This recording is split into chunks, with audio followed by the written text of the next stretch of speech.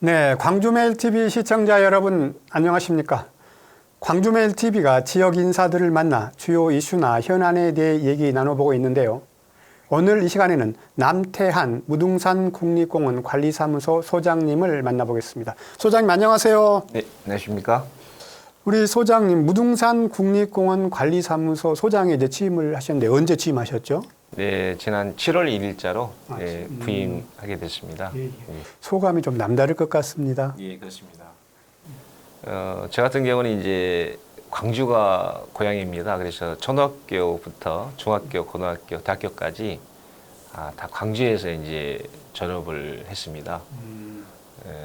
그리고 이제 바로 이제 국립공원 공단에 입사를 해서 올해까지 29년째 근무를 하고 있습니다.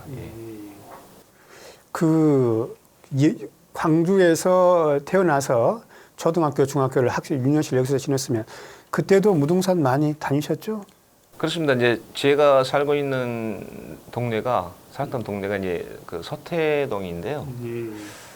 그때 당시에도 주말이면은 친구들과 같이 무등산에 올라가 가지고 뭐 호연지기를 키우는 그런 산행을 많이 했었습니다. 예.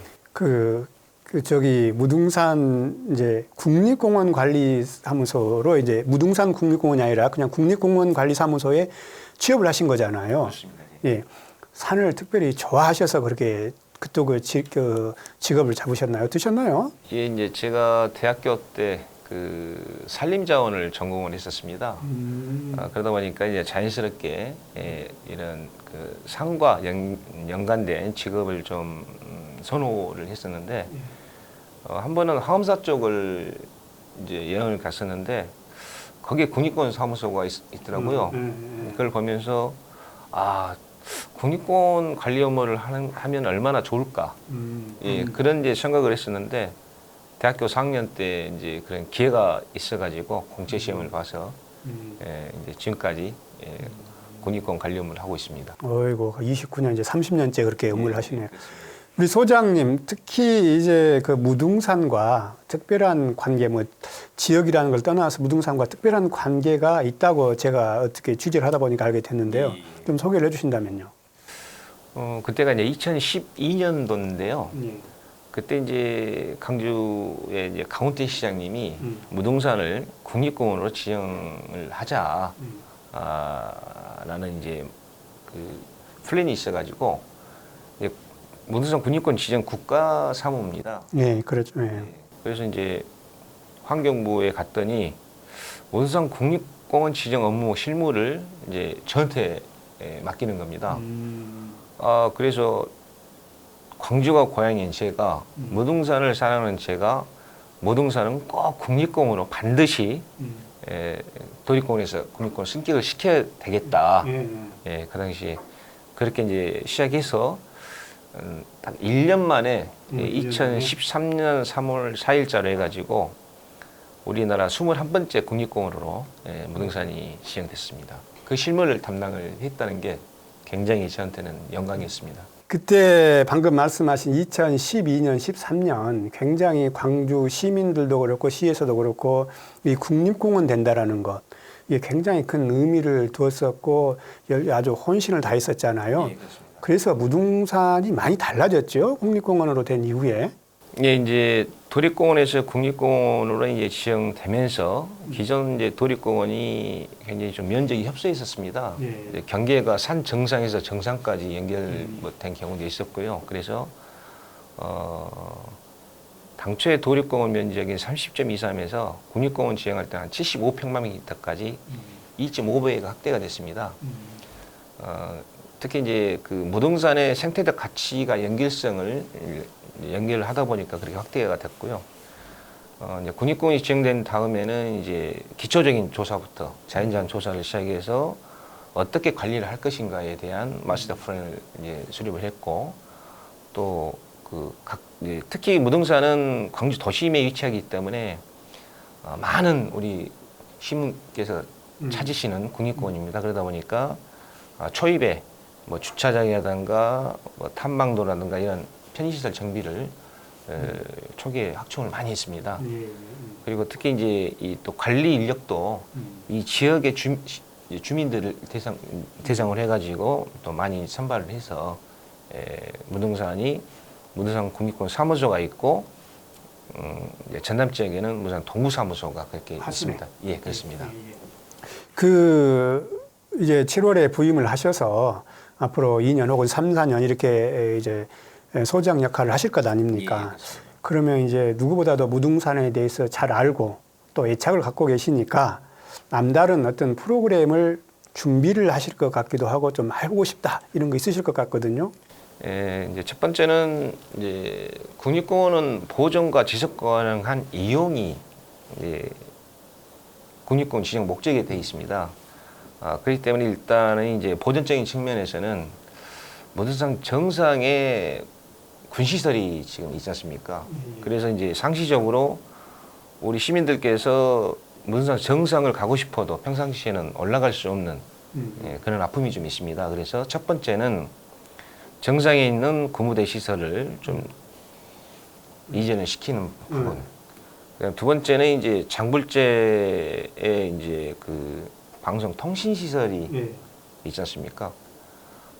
고인이 되신 그 박선홍 선생님께서 표현을 하시자면은 공룡의 뿔같이 굉장히 보기 싫다라는 그런 말씀을 하신 것을 들었는데 저도 마찬가지입니다. 무등산을 볼 때마다 가슴이 아픈 게 정말 이 좋은 무등산의 스카이라인을 완전히 해치고 있지 않습니까? 그래서 이제 그 방송 통신 시설을 또 정비하는 부분. 크게 이제 이 두 가지 사업만 이뤄낸다면은 정말 무등산은 세계적으로도 가치가 인정받는 그런 국립공원이 될 것입니다. 그 방금 말씀하신 정상의 군부대 시설이랄지 방송 장비 통신 시설이죠. 이런 것들이 사실 그 관계자뿐만 아니라 시민들도 굉장히 관심이 많거든요. 근데 방금 말씀하신 거든요. 어느 정도 가능성이 좀 있나요? 일단 이제 지금 현재 광주광역시와 긴밀한 협조 체계를 구축을 해가지고 이게 또 광주시만의 어떤 문제가 아니고 전라남 도하고 같이 또 연계가 되는 또 국방부도 연계가 될 그렇습니다. 거고, 예. 그래서 이제 그 관계 기관들이 다 그 힘을 합쳐가지고 현재 이제 뭐 송정리에 있는 광주공항 이전과 이게 또 연계가 돼 있습니다. 그러다 보니까 이제 이게 여러 관계 기관들이 현명한 또 합의를 통해서 진행을 시킨다면은 좋은 성과를 창출하리라 그렇게 생각을 하고 있습니다. 그 임기 내 꼭 성과가 가시적인 성과가 나왔으면 좋겠네요. 욕심은 그렇게 하고 싶습니다. 네. 예, 그런 열정, 그런 노력들이 모아지면 뭐 지속적으로 성과에 대한 발판이 마련되지 않을까 하는 생각이 드는데요. 소장님은 이제 29년, 30년 동안 국립공원 공단에서 이제 근무를 하셨잖아요. 정말 그야말로 국립공원에 대한 베테랑이신데 에피소드가 좀 있으실 것 같아요. 1988년도에 변산 국립공원하고 월출산이 국립공원이 지정된 이후에 한 번도 이제 그 이후에 계속 이제 국립공원 신규 지정 노력을 했었는데 한 번도 성공한 사례가 없었습니다. 변산반 이후에요? 예, 88년 이후에. 예, 그렇습니까? 예. 제가 이제 대학교 다닐 때 우리 지도 교수님께서 월출산이 국립공원이 됐는데 왜 무등산이 국립공원이 안 되는가? 그런 말씀을 제가 들었었는데 아까 이제 제가 말씀드렸다시피 2012년도에 운이 좋아가지고 무등산 국립공원 지정 실무를 했었고 또 무등산 국립공원 지정하고 나서 태백산이 있습니다. 태백산도 도립공원이었는데 또 제가 태백산 국립공원 지정 실무를 했습니다. 그러다 보니까 이제 21번째, 22번째 국립공원을 제가 다 지정할 수 있는 그런 기회를 가지게 됐습니다. 그 직원들 중에서도 그런 분들은 좀 드물었을 것 같습니다. 실무자를 에 따라서 국립공원을 하는데 지금까지는 저스트 제 혼자입니다. 그 우리 무등산 국립공원 직원들 몇 분이나 계신가요? 지금 강주에 한 80명, 80명이요? 화순에 한 60명, 그래서 예. 현장까지 다 해서 한 140여 분이 현장 관리를 하고 있습니다. 예. 그 가끔 가다가 무등산을 가보면 그 우리 직원들의 굉장히 수고도 많이 해주시고 그러시던데 사실 이 직원들의 이제 보이지 않는 이런 노력, 보이지 않는 관심들이 큰 힘이 되잖아요. 그렇습니다. 그 하실 말씀이 많으실 것 같아요. 그분들한테도. 특히 이제 우리 광주 전남 시도민께서는 무등산에 대한 사랑이 굉장히 각별하십니다. 어떤 조그만 흔적이 있으면 그거를 반드시 저희들한테 반드시 현장에서 좀 조치를 해 주십시오.